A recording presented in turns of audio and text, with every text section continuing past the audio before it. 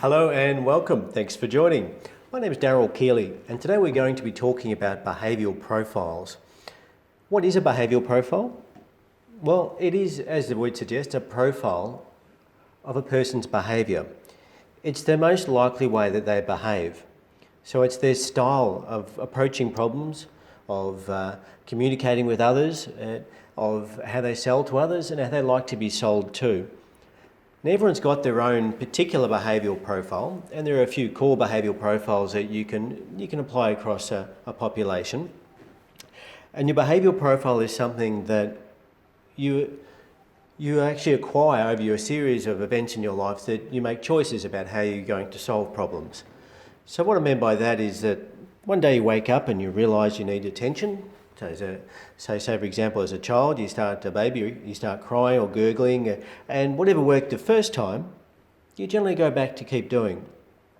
As a teenager, you've got to belong to a group or a tribe. So whether you become, say, the class clown or the bully or the sports jock or the office nerd or whatever, it doesn't really matter which choice that you made. Whichever gave you the acceptance or attention that you needed to or you craved at the time, you generally went back to and kept doing. Whatever gave you praise, for example. Whatever did not work, you stopped doing.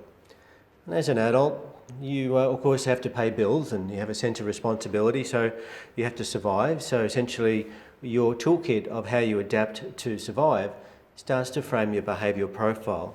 It's a set of habits that you ingrain in your life that is your toolkit, that you reach for when a problem happens. Or when you want to solve something, it's your go-to tools that you first reach for. That doesn't mean you're stuck with the behavioural profile for the rest of your life. In fact, you can adapt circumstantially to deal with things that are not the usual way that you might deal with a problem. So say, for example, some words that might describe elements of a person's behavioural profile.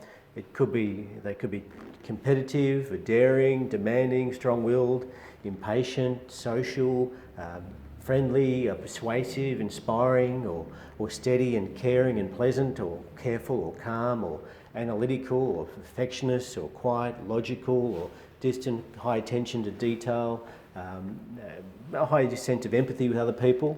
All these describe how people go about how they solve a problem or how they relate to other people. It's their style, if you like.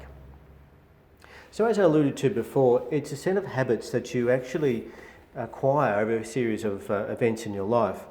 Now, some people talk about 17 life-changing events that start to significantly alter your behavioural profile. It's your choice of how you actually approach that particular event.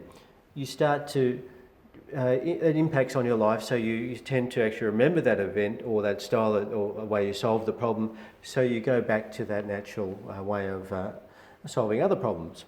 Sometimes they're appropriate ways of solving them, and other times they're not. So being able to adapt or be flexible within your behavioural profile is a key strength. But you do have this chronic or core behavioural profile that you'll gravitate back to when you're more relaxed or when you're totally stressed.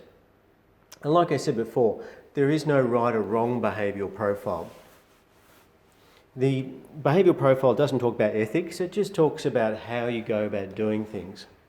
So behavioural profiling is a really handy tool for people who are involved in recruiting staff. You can imagine some roles require a certain behavioural profile. Certainly an accountant who has a high attention to detail, you'd want someone to actually exhibit those behavioural profiles over a long term if they're working for you. Whereas someone who's more in the sales or area, you might expect them not to be so much detailed orientated. In fact, you want them to get out and be more relationship driven and talking to people. For example, a telemarketer, you really want someone who's not afraid to pick up the phone and call people they don't know or don't know much about to promote a product or service that they probably know a fair bit about, but not in massive details. Now, a person with a high attention to detail would find that job pretty stressful because they want to know all the answers about the person they're calling before they make the call. So they'd probably find a fair bit of call reluctance until they can actually understand who they're going to call in case they make a mistake. A person with a high attention to detail, their biggest fear is generally making a mistake.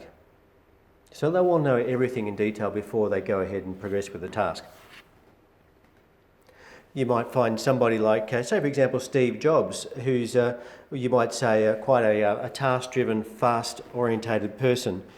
Now he's quite innovative in his way he goes about doing things, but he could come across to some people as quite controlling or dominating, and to some people they might see him as a bully, or might have seen him as a bully. Now that means not that he's got a bad behavioural profile. In fact, other people who have the same behavioural profile would actually get along really well with him. In fact, things would fly through the air in communication. There'd be like a snappy, really vibrant conversation with two people of a similar behavioural profile, because they just feel that the other person gets it.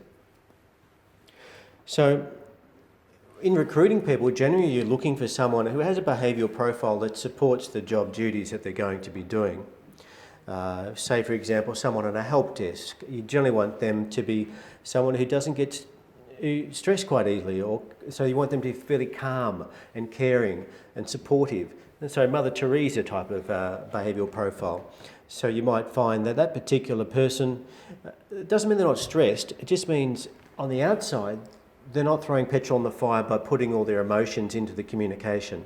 So if you've got someone on a help desk on the phone, for example, and you're having trouble with your computer, the last thing you really want is someone to start getting emotional with you, and you end up having a more of an emotional argument or a fight and get more frustrated, than actually have someone who's trying to step you through and solve the problem in a very supportive and, how do I say, a logical process.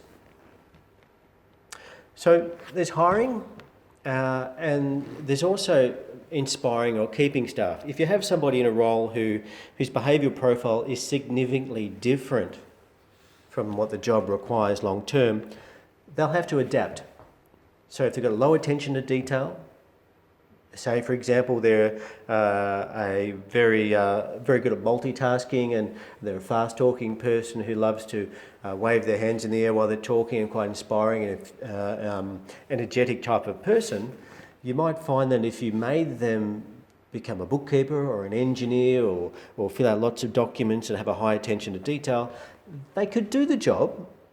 They might make a few mistakes, but they would find it a grind. In fact, they would probably find it something that it sucks the fun out of life in their world, so they would find it very stressful. So within 3 months, you'd probably find that person would resign, get sick, or make a lot of mistakes, and you'd probably find that that person production would be fairly low, because they're not motivated so much to do the job as well. Whereas if you found someone who loved numbers and was quite analytical and detailed orientated and exacting and a perfectionist, they'd be quite accurate and systematic in the way they approach the problem, and they would actually get excited by getting a project done in detail to a high degree of accuracy. So this is the end of our podcast today. I hope it's been of interest to you. We're going to put through a series of more podcasts in the near future.